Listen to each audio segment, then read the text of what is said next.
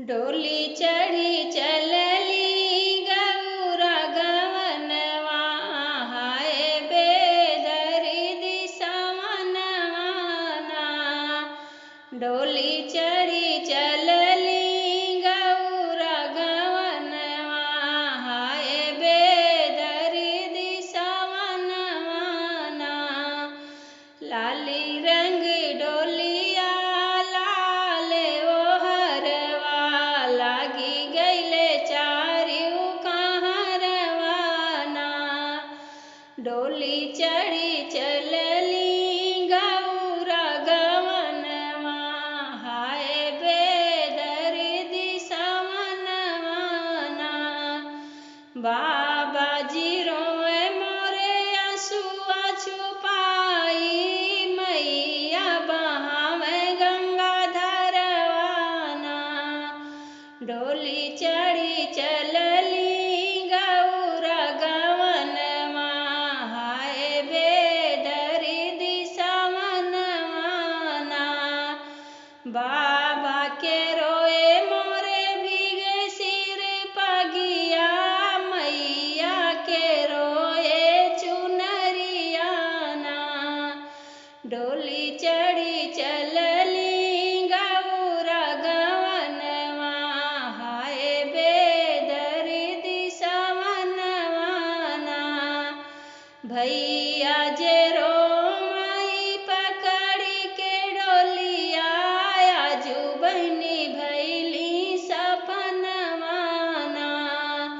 डोली चढ़ी चलली गौरा गवनवा, हाय बेदर्दी सवनवाना। भाभी खुश होई के नाचे आंगनवा, चली गई घर के गरहनवाना। डोली चढ़ी चलली गौरा गवनवा, हाय बेदर्दी सवनवाना।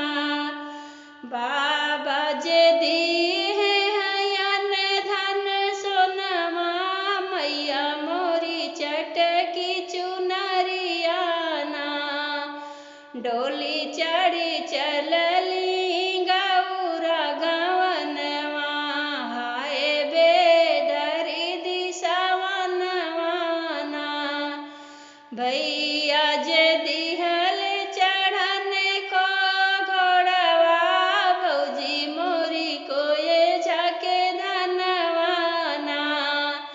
डोली चढ़ी चलली गौरा गवनवा, हाय बेदर्दी सवनवाना।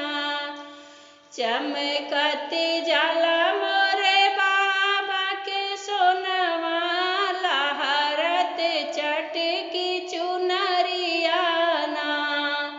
डोली चढ़ी चलली गौरा गवनवा, हाय बेदर्दी सवनवाना। दौड़त जाला मोरे भैया के घोड़वा, चुभे मोरे कोये झाके धनवाना। डोली चढ़ी चलली गौरा गवनवा, हाय बेदर्दी सवनवाना। डोली चढ़ी चलली